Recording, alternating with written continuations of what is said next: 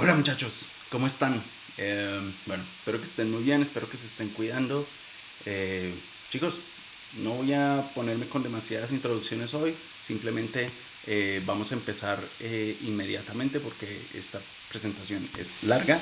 Les cuento que es larga porque vamos a estar hablando de un grupo grande de consonantes que se llaman las consonantes líquidas. Y ese grupo de consonantes está compuesto por una serie de otros grupos de consonantes conocidas como las róticas, las laterales y las aproximantes. Todas estas consonantes tienen algo en común que les diré al final de la presentación y es la razón por la que se agrupan dentro de la categoría líquidas. Entonces, bueno, yo creo que empecemos entonces. Eh, Vamos a delinear primero nuestros objetivos para que nos quede claro como siempre. Entonces la idea es que lo primero que vamos a hacer en cada caso es que vamos a hacer una definición de qué son las róticas, qué son las laterales y qué son las aproximantes. Y para cada una de estas vamos a seguir, obviamente, el mapa que ya les he dicho que vamos a seguir. Hay un cambio pequeño que le hice a la manera en cómo vamos a seguir el mapa y es que en, el, en lo que va a pasar en este video es que vamos a hablar primero de el nivel fundamental, luego el nivel contextual y después el nivel de abstracción. Y entonces en el nivel de fundamental vamos a encontrar eh, por una parte los componentes y las características fonéticas y por otro lado las características conceptuales. Eh, y de lo fonético ya saben, lo acústico, lo articulatorio, lo aerodinámico, y de lo conceptual, pues las formas, tamaños, duraciones, límites, velocidades, etcétera. El siguiente nivel va a ser el nivel conceptual y en él vamos a estar observando, pues, los mecanismos de expresión, vamos a mirar justamente las realizaciones de los alófonos según cada contexto y al nivel del significado social, cómo esas realizaciones tienen algo que ver con las variaciones diatópicas, diastráticas, diacrónicas o diafásicas según corresponda. Y por último, en el nivel de abstracción vamos a ver cómo en los mecanismos de expresión encontramos los esquemas y en los que están compuestos por los fonemas básicamente y en los tipos de significado en la estructura de la posición silábica. Entonces, bueno, esta es los objetivos. Está tan loca, ¿no? Demasiado, demasiado, parce, demasiado. Entonces, bueno, listo. Vamos a empezar entonces con el... ¿Con qué empezamos? Pues empecemos con lo primero. Róticas. De las róticas, lo primero que tenemos que decir es que el término rótico, a ver, ¿cómo les digo yo? La definición de lo que es una consonante rótica es una cosa muy extraña, porque a diferencia de los otros ejemplos que yo les he dicho que las oclusivas tienen que ver con cerrar el paso del aire o las fricativas con hacer fricción, en este caso la cosa es un poco más rara porque la idea de lo rótico o el rotacismo tiene que ver con una idea un poco diferente y es que las róticas tienen que ver con los sonidos que se representan ortográficamente con la letra R. O sea, no hay una motivación articulatoria o fisiológica, sino una motivación alfabética. Entonces quiero que noten esa diferencia en cómo se le da nombre a esta categoría de consonantes. Eh, para ser un poco más claro, la letra R viene de la letra griega Rho y ella, la letra griega Rho, viene de otras escrituras, de otras escrituras pasadas que si ustedes se dan cuenta, yo les había dicho en alguna oportunidad de cómo el origen de la letra A del alfabeto que nosotros usamos, si uno rastrea el origen, ella viene directamente de la representación de una cabeza de vaca. De la misma manera, la letra R que nosotros tenemos actualmente viene de una historia que representa en realidad una cabeza humana. ¿Mm? Entonces ustedes pueden ver ahí que de hecho eso es lo que significaba, cabeza humana. ¿Cuál es la relación entre R y cabeza y mana? Pues, muchachos, debo admitir que hasta ahí me llegan los conocimientos, pero, hombre, más razones para seguir estudiando cosas, ¿no? Pero bueno, entonces el asunto es que todas estas letras que se representan con la letra R y que se les conoce como rotacismo, en últimas lo que nos muestran algo es un efecto perceptual acústico, que es una cosa que se llama como el R coloring en inglés, y que es más bien en español le llamaríamos como eh, las, la percepción de R, una cosa así. Entonces, pero ya particularmente en el español nosotros podemos observar que existen dos tipos de róticas, que son las vibrantes R y R. Veamos un ejemplo básicamente esto cómo se vería. Aquí tienen la palabra carro y aquí tienen la palabra caro. Fíjense que la diferencia entre carro y caro es una consonante en la mitad. Pero quiero que noten desde ya una cosa muy, muy importante. Fíjense el símbolo fonético AFI, que les recuerdo no es una letra alfabética, es un símbolo fonético. El símbolo AFI, R, tiene una cosita aquí arriba, mientras que de la vibrante múltiple, mientras que la vibrante simple no tiene cosita arriba, es simplemente un ganchito. Y esa diferencia es importante. Yo no quiero que ustedes las confundan. Ustedes tienen que saber esa diferencia. Entonces, bueno, vamos a ver que a lo largo de la clase ustedes se van a dar cuenta cuál es la diferencia, pero nótenlo desde ya. Entonces, lo primero que quiero que vean es que el ejemplo que les tengo aquí es carro y caro. Carro, caro. Entonces, son diferentes formas de articular este sonido. Y vamos a ir mirando entonces justamente pues cuáles son esas diferencias. En términos del alfabeto fonético internacional, las vibrantes están ubicadas en la diferencia en dos fajas, la diferencia entre las vibrantes múltiples y las vibrantes simples. A las vibrantes múltiples en inglés se les llama trills y las vibrantes simples se les llama taps o flaps, porque son toquecillos o coletazos. Taps o flaps, ¿de acuerdo? En español se les llama róticas a las primeras, a las trills, y vibrantes simples a las segundas, a las de abajo. Pero yo quiero que también entendamos un poco que en el español, más que coletazos, hay toquecillos. Entonces nosotros les vamos a llamar vibrantes simples de toquecillo, por ahora. Entonces, mire la cantidad de realizaciones posibles. Hay realizaciones bilabiales como brr, realizaciones alveolares como r y realizaciones uvulares como oh, de la vibrante múltiple. Y de la simple está esta b, r, r y bueno, ya, hasta ahí. Entonces, de estas, ¿cuáles son las del español? Pues ya vamos a ir mirando con calma. Entonces, vamos a empezar primero con el nivel fundamental. En cuanto al nivel fundamental, entonces tenemos estas dos diferentes consonantes. La vibrante simple de toquecillo hace, en términos articulatorios, hace contacto entre el ápice de la lengua y la zona alveolar. Ustedes pueden aquí ver a mi compañero Homero Simpson tener este toquecillo que hace la lengua en el borde justamente detrás de los labios. Hace un contacto pequeño entre el ápice y la zona alveolar. Es un microcierre de la cavidad oral y hay control de la disposición de la lengua en dónde y en cómo toca. Cuando digo control es que me refiero que ustedes pueden casi que es como mover una mano, subir y bajar, es muy controlada. Es diferente de la vibrante múltiple del trill, porque el trill hace un contacto repetido entre el ápice y la zona alveolar y el contacto crea muchas aperturas y cierres constantes, pero la diferencia principal, diría yo, es que en el toquecillo ustedes controlan el toque, pero en la vibrante múltiple ustedes no los controlan, ustedes simplemente dejan la lengua suelta y hacen que esa vibre sola, ¿sí? Y eso es lo que crea ese efecto.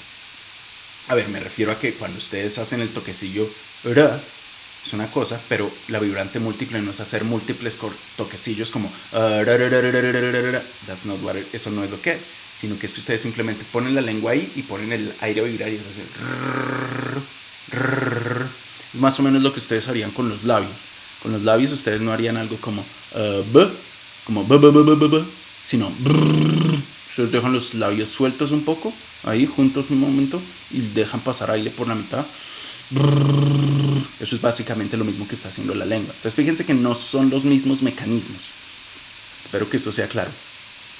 Bueno, ya saben, cualquier pregunta que tengan me las dejan ahí en los comentarios o me escriben o algo, yo trato de ayudarles. Pero bueno, sigamos. De las características aerodinámicas, la vibrante múltiple tiene una aerodinámica similar a la del pulso glotal, y era que, acuérdense que yo les había dicho que en el pulso glotal los pliegues vocales están juntos, pero no suficientemente apretados, sino simplemente juntos, y el aire viene y empuja, quiebra la tensión de los pliegues vocales y es eso lo que los hace vibrar. En ese mismo sentido es lo que ocurre con la vibrante múltiple, simplemente que ya no son dos pliegues vocales, sino simplemente es la lengua la que está ahí medianamente tocando, pero sin mucha presión, sin mucha tensión, sino simplemente ahí, y entonces cuando se deja pasar el aire, la lengua empieza a vibrar, ¿sí? Básicamente es el mismo mecanismo aerodinámico del pulso glotal. Mientras que para la vibrante simple de toquecillo, las características aerodinámicas son similares a las de las oclusivas.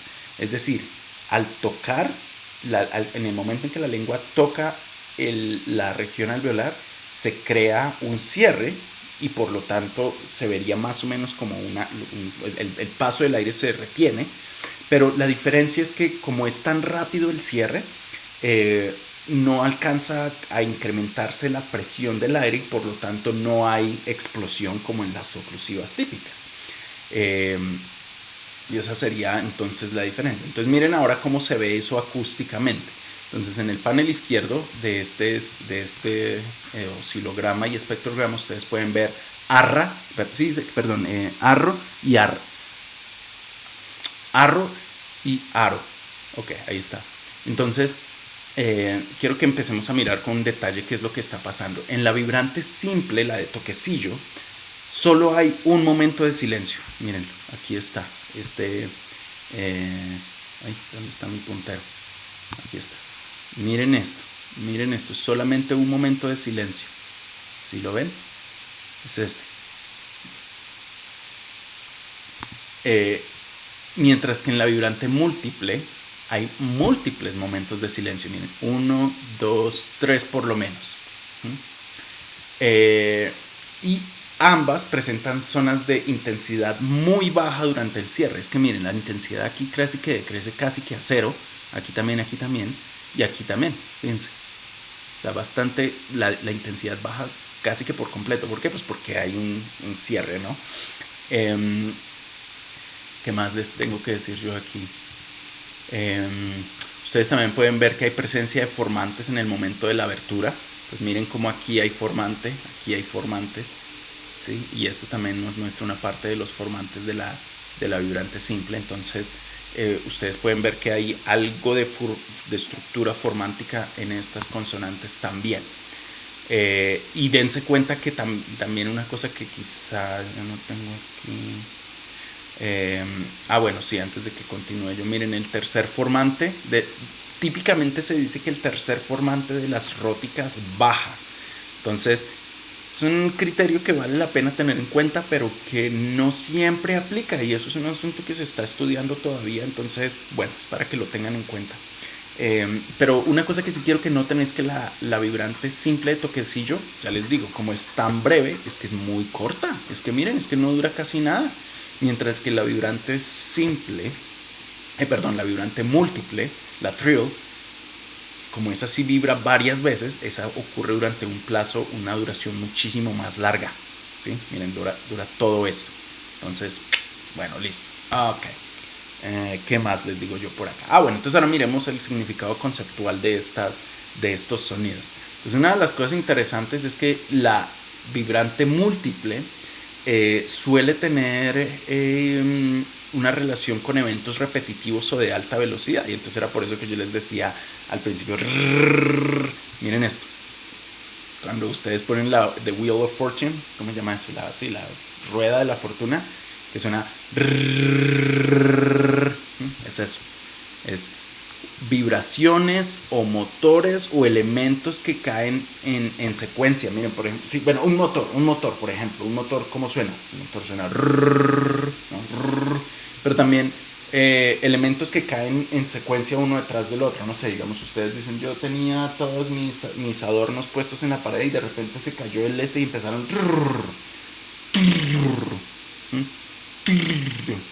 ¿Sí? Vibraciones y redobles, un redoblante. ¿Cómo suena un redoblante? Eso es. Entonces, bueno, ahí tienen. La R también está relacionada con la rugosidad, pero de eso hablamos más adelante. Ahorita cuando lleguemos a las laterales les digo por qué. Pero miren la diferencia también que hay con la vibrante simple. La vibrante simple, pues, no sé, quizá esté relacionada un poco con eventos repetitivos, pero de baja velocidad. Como imagínense la diferencia entre esas dos. ¿Cómo llaman esas dos? Esas dos ruedas de la fortuna. La que va rápido suena alta velocidad, mientras que la que va lento ahí con Mr. Garfield aquí podría ir más lento como o algo así. Entonces, bueno, no sé. Para ser muy sincero, el tipo de significado conceptual de la vibrante simple de toquecillo es un poco indeterminado para mí todavía. Entonces, como siempre, les pido ayuda para que me ayuden a pensar en posibles significados de esto. Y pues, como ya les dije, algún tipo de significado conceptual hay detrás por aquello del origen que esta consonante pueda tener. Pero bueno, ok, listo. Pasemos al nivel conceptual. En cuanto al nivel conceptual, al contextual, quiero que hagamos un ejercicio. Este ejercicio lo van a entregar como parte del ejercicio de esta semana. Lo voy a poner, lo van a encontrar en UNM Learn y van a tener también el plazo que les diga ahí en UNM Learn que tienen. Es un ejercicio muy corto, únicamente tiene 1, 2, 3, 4, 5 muestras que analizar. Y lo que tienen que analizar de esas muestras es algo bastante sencillo. Entonces, vamos a Prat y les muestro exactamente qué es lo que les quiero yo decir a ustedes con esto, porque es que, o si no, pues no sabemos. Entonces, bueno, miren aquí. Entonces, caray. Uy, esto porque se me dio así. Bueno, entonces, aquí está. Y esto también. Entonces, ok. Ustedes van a encontrar, como siempre, ustedes encuentran en UNM Learn los archivos que tienen que subir, que se llaman róticas en este caso, el archivo .textScript y el archivo de audio. Cuando ustedes los abren, van a encontrar el espectrograma. Una pregunta que muchos de ustedes me han hecho en los últimos ejercicios es que ¿cómo hago yo para mostrar los números por una parte y los símbolos fonéticos en otra? Eso es una cosa que hago yo personalmente aquí, que yo después les puedo enseñar cómo hacerlo. Ustedes no tienen por qué saberlo todavía, entonces no quiero que se estresen. Si ustedes necesitan saber cómo obtener los símbolos AFI para usarlos en su tarea, yo ya les di un enlace de cómo acceder a esos símbolos fonéticos, pero lo pueden encontrar otra vez en el ejercicio de esta semana. Entonces, sigan las instrucciones y se van a dar cuenta que yo ahí les doy todo lo que ustedes necesitan para el caso. Pero bueno, ok, entonces, fíjense que lo que ustedes tienen que hacer en este ejercicio es básicamente lo que nos dice aquí el ejercicio, es que tienen que conseguir la duración, y la duración es muy fácil, ustedes ya saben cómo obtenerla. En caso de que no se acuerden, les voy a mostrar ahorita cómo hacerlo. Tienen que identificar el fono, y el fono, para eso me refiero, tienen que saber si es la vibrante que tiene el palito así o la que no tiene palito, ¿sí? Y eso ustedes deberían saberlo. Les voy a mostrar entonces cómo hacerlo con este primer ejercicio. Entonces la primera muestra que yo les muestro aquí es la muestra número 2. Ustedes que tienen que hacer la 10, la 15, 19, 23 y 29. Miremos entonces la muestra número 2. La muestra número 2, como ustedes ven aquí, si le hacemos un poquito un zoom, ustedes la ven aquí. Esta es la muestra número 2. Y en la muestra número 2, ustedes, primera cosa, ¿qué tienen que hacer? Encuentren la duración. Es lo más fácil de todo. Seleccionen el segmento y miren en la parte de arriba el número que aparece, 0.04679, etcétera, etcétera. Chicos, muchos han hecho este ejercicio bastante bien, la gran mayoría lo ha hecho bien, pero hay algunos que todavía siguen cometiendo un error muy sencillo, muy obvio, pero que ya yo he insistido muchas veces, y es que ese valor que aparece ahí aparece en segundos y ustedes lo tienen que cambiar a milisegundos, y para eso, si el valor que ustedes ven es 0.04679, ustedes multiplican ese valor por 1000 y en últimas obtienen el valor, pues ya ahora sí en milisegundos. Entonces, en este sentido, ustedes ven que ya ahí está el valor en milisegundos, 46.7. Listo. Entonces, hasta ahí. Ahora, lo siguiente que tienen que hacer es identificar el número de cierres. Entonces, ¿cómo se identifica el número de cierres? Pues fácil. Miren, les muestro. Ay, casi hago un error aquí. El número de cierres se identifica mucho más fácil porque miren, si ustedes tienen aquí el segmento, tienen que identificar cuáles son esos momentos de silencio. Miren este momento de silencio, hay solamente uno.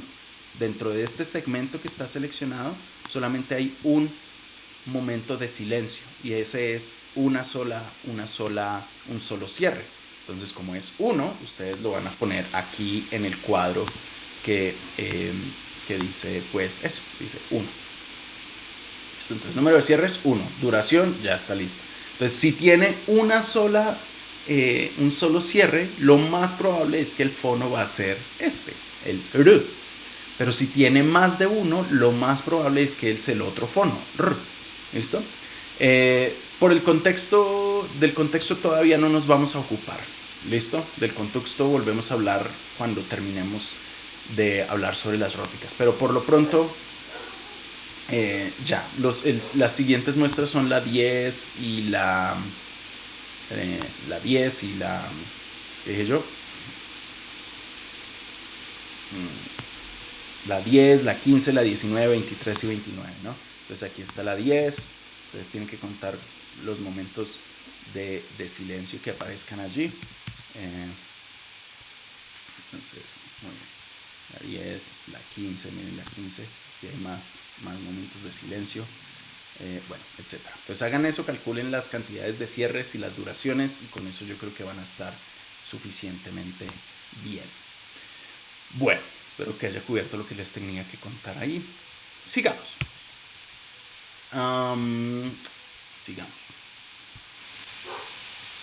Entonces, lo siguiente es que ustedes que se van a dar cuenta que bueno, existen este tipo de realizaciones, pero al final la última realización de ese ejemplo que ustedes van a ver, que es la número 38, en la número 38 ustedes se van a dar cuenta que hay algo raro. Y es la realización de este sonido no parece ser ni de toquecillo ni de vibraciones múltiples, sino esa forma es más bien otro tipo de articulación. Entonces, primero miren esta, hay unas articulaciones que se pueden realizar como vibrantes uvulares, con articulaciones velares o uvulares, tanto vibrantes como fricativas. Entonces, hay gente que dice, en lugar de decir carro con la punta de la lengua, carro, dice carro con la parte de atrás, ¿sí? Pone a vibrar la ula o hace fricción, carro o carro. Esas son posibles realizaciones también de las róticas. Entonces, fíjense que estamos hablando de múltiples cosas aquí. Estoy hablando de un toquecillo, estoy hablando de múltiples vibraciones y estoy hablando de fricciones. Y además estoy hablando de que ocurren aquí en el nivel de la zona alveolar, pero también hay veces que ocurren aquí en la parte uvular. Entonces hay amplia variación de esto. También ocurren realizaciones retroflejas, como esta que ustedes ven ahí. Y esto es un tipo de casos que suelen ocurrir en hablantes de inglés como que están hablando español como segunda lengua. Que en lugar de decir carro, dicen carro, porque ponen la lengua hacia atrás, que es típicamente la manera en cómo se pronuncia la R en inglés. Entonces, básicamente pronuncian la R como si la estuvieran pronunciando en inglés. Carro. Entonces, esa es otra posible realización de la R en español.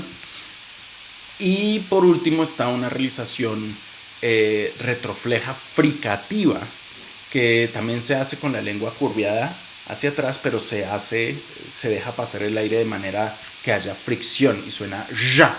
Y entonces hay gente que no dice carro, sino carro. Y bueno, entonces vamos a ver exactamente más detalles sobre esto. Cuando se realizan de manera fricativa, como la que les digo, entonces ya no aparecen esos cierres, sino aparecen, esta era la muestra que yo les decía, la muestra 38. Esa muestra, fíjense que no aparecen cierres, esta muestra 38 aquí, no aparecen cierres, sino más bien aparece como un poco más fricativo aquí, ¿sí? Entonces, para que se den cuenta que no siempre son realizaciones de vibrantes, ¿sí? Sino también fricativas. En algunas ocasiones en las variantes ubulares el formante 3 y el formante 4 aparecen juntos. Este que tenemos aquí frente no es un ejemplo de eso, pero es para que lo tengan presente. Y en las variaciones dentales el formante 3 aparece con una frecuencia bastante alta. Entonces, bueno, típicamente es para que se guíen en posibles cosas que pueden encontrar en sus análisis próximos. Hay gente que está haciendo estudios sobre en su investigación para esta clase, están haciendo estudios sobre las R's. Entonces, mira, es para que lo tengan en cuenta. Entonces, ok. Sí, entonces ya ven, hay múltiples realizaciones como vibrantes simples, como toquecillos, como fricativas o como retroflejas. Y hay más. Pero miren esto, en términos del significado social, hay una cosa interesante porque en el español caribeño reemplaza las R's por realizaciones más como L's. Entonces, en lugar de decir cantar, dicen cantal. En vez de decir Puerto Rico, dicen Puerto Lico. Entonces, realizan la R como si fuera L. Y esa es otra posible realización. Está tan loca. En el español andino es donde ocurre esta realización que yo les digo que es como una fricativa retrofleja sonora. Son ellos los que en lugar de decir carro dicen carro, y eso ocurre bastante en Bolivia, pero además ocurre en zonas de Ecuador, en el sur de Colombia y, si mal no estoy, en el norte de Paraguay. También se alcanza a escuchar un poco eso. Entonces, la zona andina, ¿no? En Perú quizá también, muy probablemente. Entonces, bueno, listo. Pero también ocurren múltiples idiosincrasias que ya les digo, se puede realizar como vibrantes ubulares o como fricativas ubulares o como realizaciones retroflejas. Y cuando digo idiosincrasias me refiero a que esas son principalmente variaciones específicas de cada hablante. Esto no sería diastrático aquí, sino personal, individual, ¿no? Bueno, no importa. Lo que quiero que les quede claro de esto es que son realizaciones muy particulares de personas, sea porque tienen dificultad en la producción, sea porque adquirieron este tipo de sonidos tarde. Y les digo, es que las vibrantes son unas de las consonantes más que se demoran mucho más en adquirir a lo largo de la adquisición del lenguaje. Son las últimas en adquirirse. Entonces, porque requieren un grado de control motor muy elevado, y entonces en ese sentido llegar a capturar todo el control que es dejar vibrar la lengua es complicado. Entonces hay gente que en últimas le cuesta trabajo llegar a hacer eso y entonces compensa y lo produce de otras maneras. Una de las cosas que yo quiero que les quede también claro desde el principio es que ninguna de estas realizaciones significa que esté mal dicho. Todas, absolutamente todas las posibles realizaciones de los sonidos son simplemente eso, realizaciones. La gente habla así y punto. Yo les pido por favor que siempre tengan en mente eso, porque es que yo no quiero que estén diciendo que la gente habla mal. La gente no habla mal, la gente habla. Y otra cosa muy diferente es que haya gente que tenga actitudes lingüísticas específicas que juzgan a la gente como que algo es bueno o malo, bonito o feo. Pero recuerden eso no es que esté mal, ¿ok? Pues bueno, yo creo que vale la pena hacer énfasis en este tipo de cosas, pero bueno. Y en el nivel de abstracción, eh, ustedes pueden ver entonces que están todas estas posibles realizaciones de las que ya hemos hablado y existen una serie de posibles contextos en donde esas realizaciones pueden ocurrir. Entonces, si la vibrante múltiple, por ejemplo, puede aparecer en todas estas realizaciones, y es la que ocurre con mayor frecuencia, es la que se considera como mayor, como un ideal de realización, de producción. Entonces, por eso es que yo pongo con unas líneas ahí gruesas, como es la manera más, la tendencia más sólida y más reconocida por los hablantes. Pero también existen las otras realizaciones que les digo, como je o como re, y esas también se pueden realizar en todos esos contextos. Pero yo les pongo con esas líneas así entrecortadas para mostrar que son realizaciones que son posibles, pero que suelen ser asociadas a grupos sociales específicos, pero igual cuentan como parte de las posibles realizaciones de ese sonido. Por otro lado, tenemos las realizaciones una realización retrofleja de R, como ya les digo, gente que por ejemplo, hablantes de inglés como primera lengua que están aprendiendo español, en lugar de decir pero, dicen pero, y entonces hacen una realización retrofleja. Y también están las realizaciones tipo R y L. Okay. En últimas, de lo que les quiero decir es que fíjense cómo estas se terminan agrupando y entonces el primer grupo, que son R, y R, terminan siendo todas partes de un grupo que esquemáticamente representamos como el fonema R, mientras que en el segundo grupo, es R, L y R, ocurren en este tipo de contextos y que en últimas terminamos representando como la vibrante simple R. Entonces, wow, ok, eso fue un montón de información.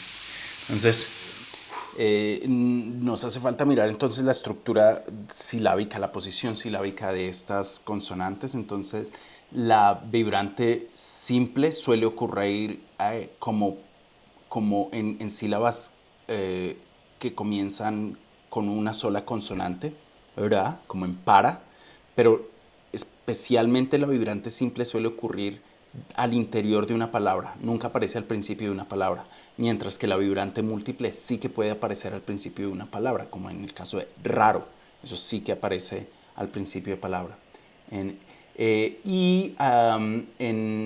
También aparecen como en la segunda posición de... ¿Dónde está mi puntero? Ahí está. En segunda posición de inicio silábico, como en freno. Y ahí es donde suelen ocurrir esas consonantes. En posición final únicamente aparecen después de una vocal y ya, como en carta. Y en esta posición puede ser carta o carta y la distinción no parece obvia. Entonces, bueno, listo. Entonces hasta ahí. Pasemos ahora a las laterales. Laterales. Qué loco eso. Bueno, listo. A ver, entonces vamos a definir laterales rápidamente. ¿Qué son las laterales? Las laterales son básicamente también tienen que ver con, pues eso viene del latín que significa lateralis, que significa relativo a los lados, sea a izquierda o a la derecha. Y entonces para lo que nos importa aquí es que el aire de estos sonidos va a salir por uno o por ambos lados de la cavidad oral. Eso es la razón por la que se llaman laterales. Y pues básicamente, típicamente son los sonidos que se representan con la letra L del español, pero nos vamos a dar cuenta que también hay otros casos en los que otro tipo de letras también se pueden representar así. Entonces, bueno, entonces quiero que hagamos un ejercicio rápidamente. Quiero que noten la diferencia entre estas dos formas que aparecen aquí, T y L. Entonces, miren, yo les pido que hagan lo siguiente. Hagan la articulación de una T y traten de saltar aire. Y dense cuenta que no van a poder. Hacen hat, hat, right? Porque es una oclusiva. Pero si van variando entre T y L, vayan dándose cuenta cómo al realizar L, ustedes pueden dejar salir aire por los lados. Ustedes pueden sentir en los bordes como el aire les sale por este lado sin dejar de tocar la lengua con la parte de arriba del paladar. Entonces, si se dan cuenta que hay salida por los lados, es a eso a lo que me refiero yo con las laterales. Miremos, a nivel fundamental, en términos de los mecanismos de expresión, en términos de lo articulatorio, fíjense, bueno, si ven que ahí está Homerito, y fíjense, esto representa aquí la lengua, los dientes, obviamente aquí no estamos mostrando los dientes de enfrente, pero fíjense cómo la lengua está tocando la parte de arriba del paladar, pero por los lados se puede dejar pasar el aire, es a eso a lo que me refiero. Entonces, en términos articulatorios, el ápice o lámina de la lengua hace contacto con la región coronal de la parte superior de la cavidad oral, en el centro de la cavidad oral. Y entonces uno o ambos lados de la lengua no hacen contacto, puede ser aquí en el lado izquierdo, el lado derecho o ambos, y es posible que dependiendo de qué tanta constricción se haga en los lados, se puede realizar de manera fricativa o de manera pues aproximante, y en cualquiera de los dos casos el aire, pues ya vemos en términos aerodinámicos, si hay alta constricción, pues hay alta fricción. Si no hay, pero si la constricción es más bien baja, pues entonces no hay tanta fricción. Entonces, en términos aerodinámicos, el aire sale por uno o por ambos lados, ya les digo. En fricativas sale el aire turbulento y sonaría algo más o menos así. Mientras que en aproximantes el aire sale un poco menos perturbado y se escucha más o menos así. Entonces ahora una y la otra.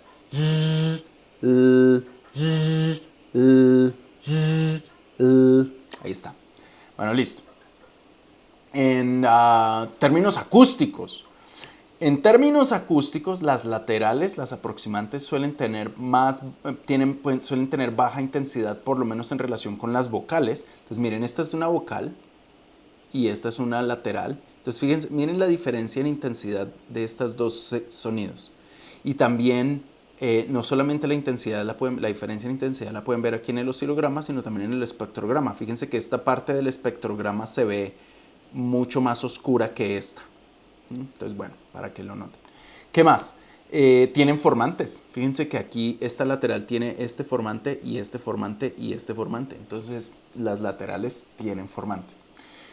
También tienen antiformantes, que eso es algo que habíamos visto con las nasales. Fíjense, aquí está el antiformante lateral, este huecote enorme que hay acá en blanco. Para que lo vean. A ver. Y si nosotros hiciéramos una tajada espectral, como ya la hemos hecho antes, podríamos ver cada uno de los formantes, pero además también los antiformantes. Este en particular, si lo ven, que aquí está marcado con una flecha, ese sería uno de los antiformantes.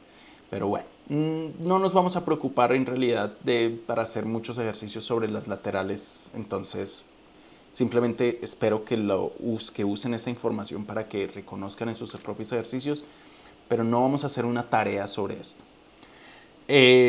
Bueno, ya les dije también, si la realización es fricativa, pues van a encontrar ruido y frecuencias aperiódicas en el oscilograma. Pero una de las cosas interesantes también es que hay un cambio, una transición bastante suave, ¿no? Entre las vocales y las aproximantes, y luego de las aproximantes a las vocales. Es una transición bastante suavecita, ¿no? Como deslizante. Y eso es lo que en últimas yo creo le da la característica al significado conceptual de estos sonidos, y es que suele estar asociados con objetos lisos. Entonces yo les había dicho cuando estábamos hablando de las róticas que la R tiene un efecto de rústico, sí, y mientras que la L por oposición tiene una sensación mucho más de lo liso. Entonces, bueno, aquí está esto sería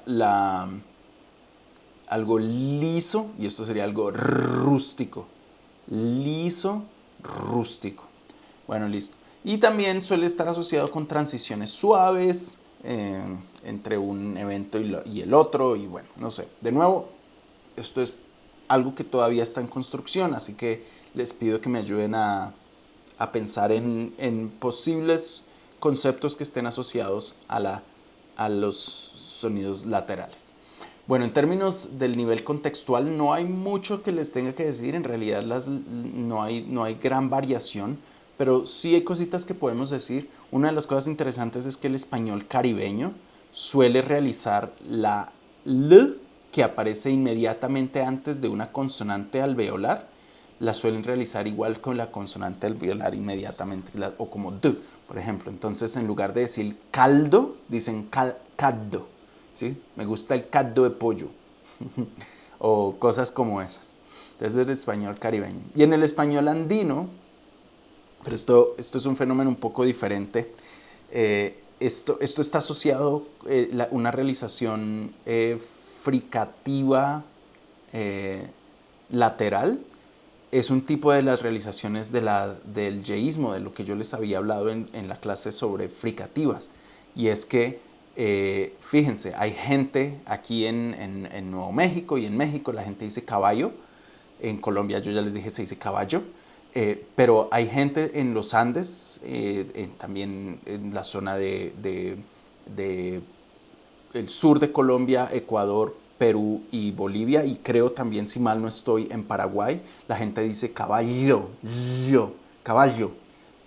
Entonces es una realización lateral, ¿sí? Pero entonces fíjense, esto ya tiene que ver más con lo que yo les había contado del yeísmo antes. Bueno. Y una cosa interesante que quizá ustedes nunca habían notado, pero pues aquí les cuento, pues, para que se enteren también, y es que en el paso entre el latín y el español, la secuencia P-L se terminó pasando a realizarse como y. Y entonces lo que antes se decía como pluvia, ahora se dice lluvia. Y lo que antes se decía plano, se dice llano.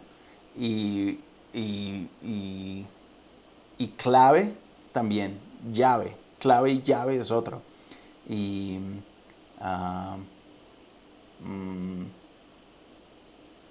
bueno, esas. Plano y piano también están relacionadas por ese mismo fenómeno. Entonces es una cosa muy interesante. Lo que les quiero mostrar de todas maneras con todo esto es que estos dos primeros casos del español caribeño y el español andino son casos de variación dialectal, mientras que este último de la transición entre el latín y el español son casos de variación diacrónica, cambio a través del tiempo. Entonces, muy bien. Y en el nivel de abstracción podemos notar que entonces tenemos estas posibles realizaciones L, D y L, y tenemos estos posibles contextos, y entonces la realización L ocupa todos estos contextos que están allí, y también hay variedades, como les dije, en el español caribeño que usan D para ese contexto en particular en el que está precedido, en el que precede a una consonante alveolar. Y entonces tenemos también otra realización lateral como Y, que ocurre en estos contextos, pero que está asociado a un fonema diferente, que ya no es la lateral y, sino a y, y que también, pues en últimas, esto tiene que ver más bien con lo que les decía de las fricativas palatales, que en últimas esto lo podríamos, en lugar de representar como y, lo podríamos representar como y o como y.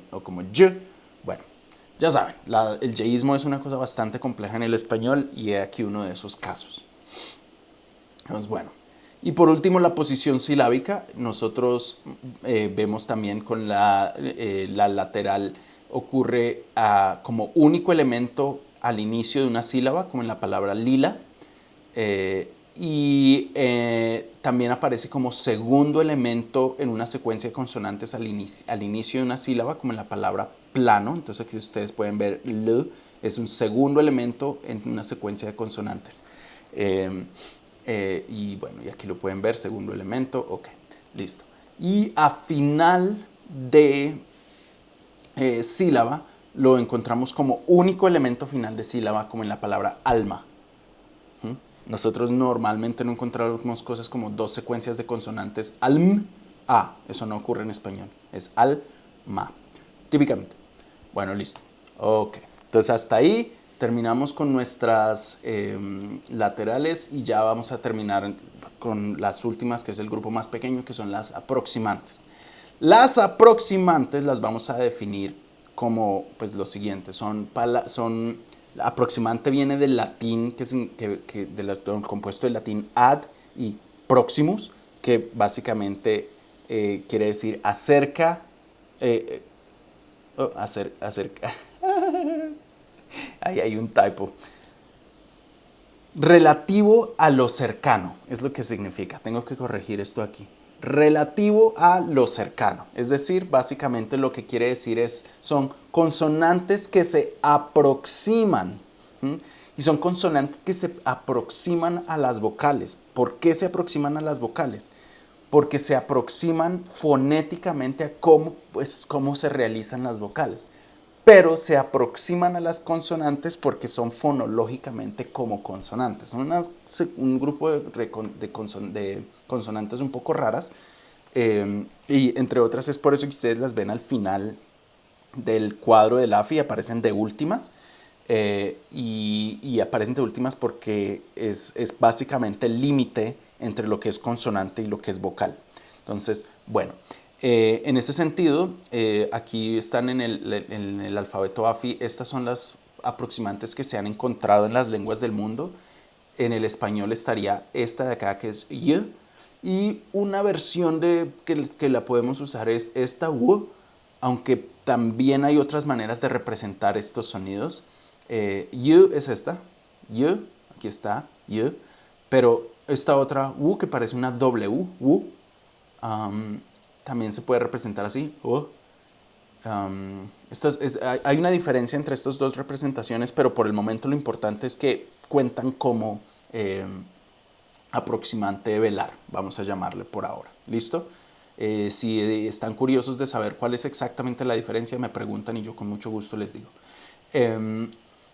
Estas son las dos aproximantes que son, digamos, que tienen estatus fonémico en el español, pero hay otras realizaciones aproximantes que son estas de aquí, que suelen ser realizaciones de las oclusivas sonoras. De eso hablamos en la clase sobre oclusivas un poco, pero aquí lo podemos ver ya con más detalle.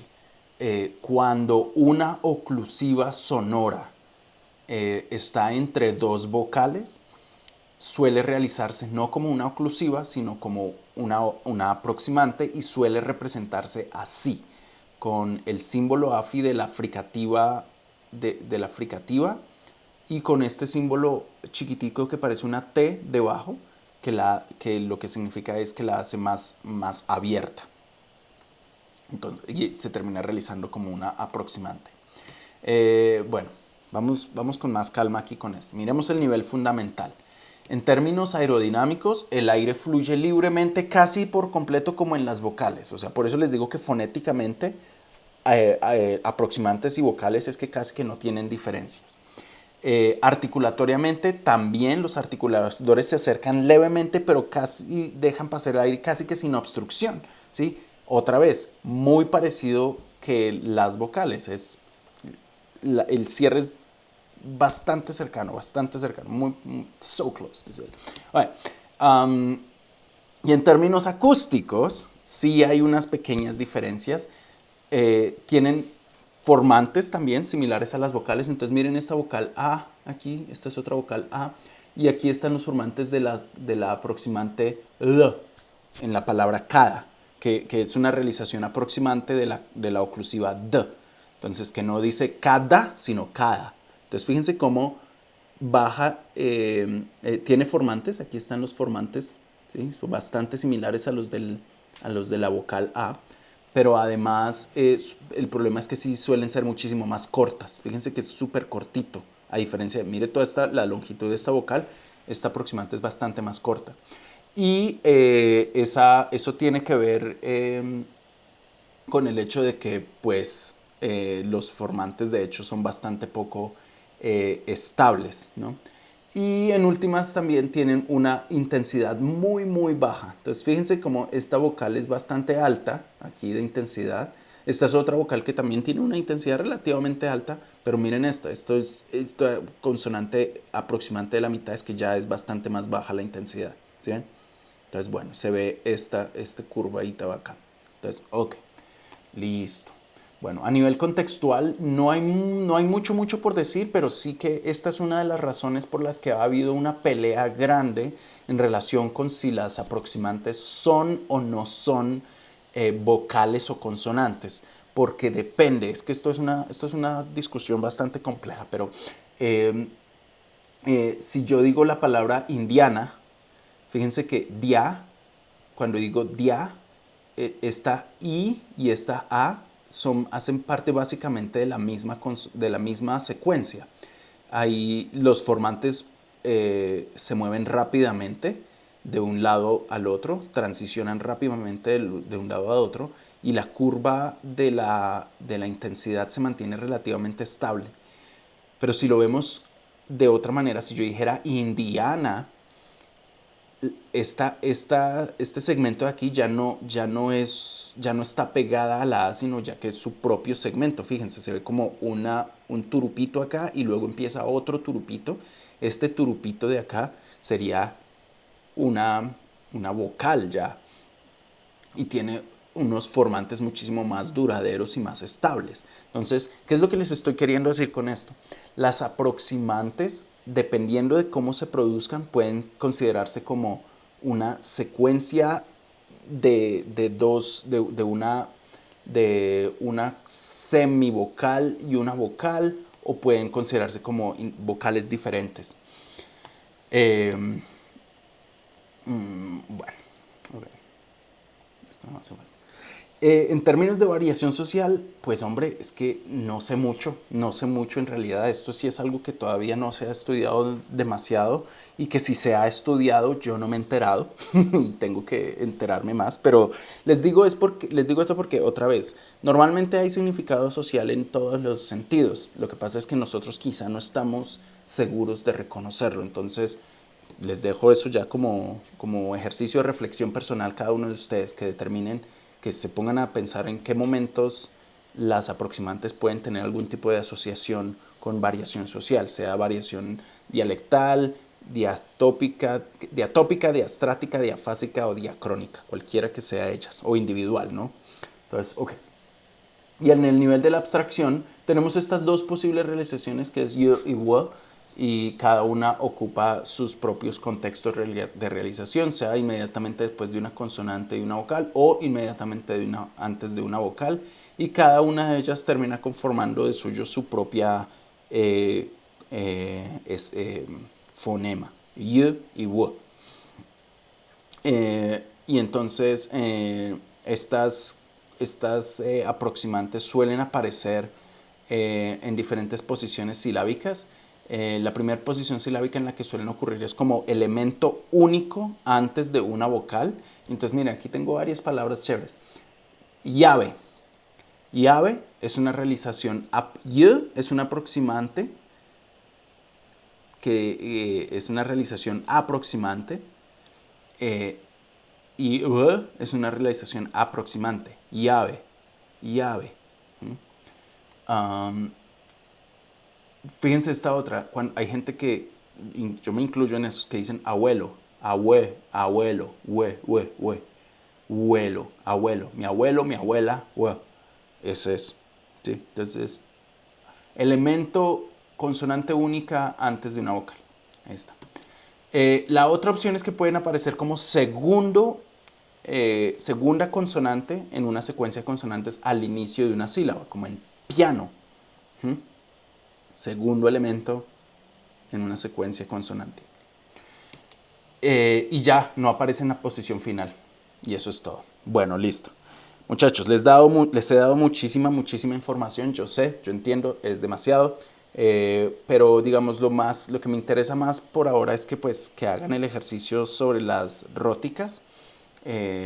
Todo lo demás no hace falta que se estresen demasiado. Y entonces ya para cerrar quiero decirles por qué róticas, laterales y aproximantes entran todas dentro del gran grupo de consonantes que se llaman las líquidas. Y la razón es que todavía me falta una parte aquí. Hold on.